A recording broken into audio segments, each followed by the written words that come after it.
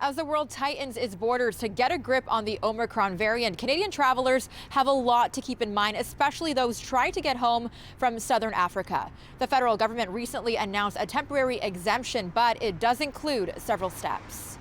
It's good news for the Canadian junior women's field hockey team who traveled to South Africa for a tournament, but have been stuck there trying to get home. In a statement, Field Hockey Canada says, "We can now say we have confirmed flights to our home destinations on December 8th.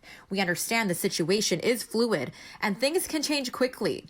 We're remaining optimistic that this will be the case and looking forward to the athletes and staff traveling home on the 8th. Travel bans today sort of maybe efficient at placating the fears of the public, but do very little to solve the problems which led to the travel bans in the first place.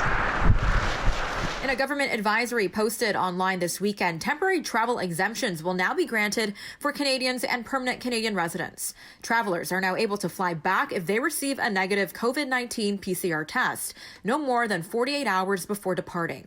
Canadians can also provide a proof of a positive COVID test that is at least 14 days old.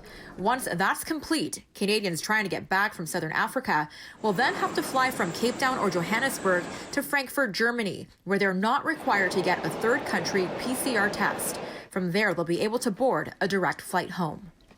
Do travel bans do any harm? Yes, they do, especially when there are racialized undertones in terms of who's being banned. Immigration policy in our country has always had racialized undertones. The federal government was quick to announce travel restrictions after the discovery of the new variant. This past Tuesday, adding Nigeria, Malawi, and Egypt to that list. Travel bans have been in place since November 26 for South Africa and 6 other neighboring countries. The WHO has been critical of travel bans publicly, opposing them.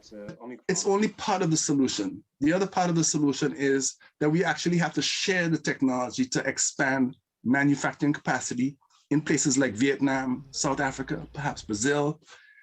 Otherwise, we are stuck with the COVID. And so let's use equity strategically because we need it. It's not just something that we have to do for the world's poor. We're doing it for ourselves to protect our population. Dr. Kenty says travel bans are not the answer, but rather vaccine equity would be more effective by ensuring low-income countries are also able to stay safe to prevent future spread and future variants. The measures being enforced to keep Omicron at bay will be in place until January 31st. As for the travel exemptions, Canadians must depart by December 13th. Melissa Nakhavoly, City News.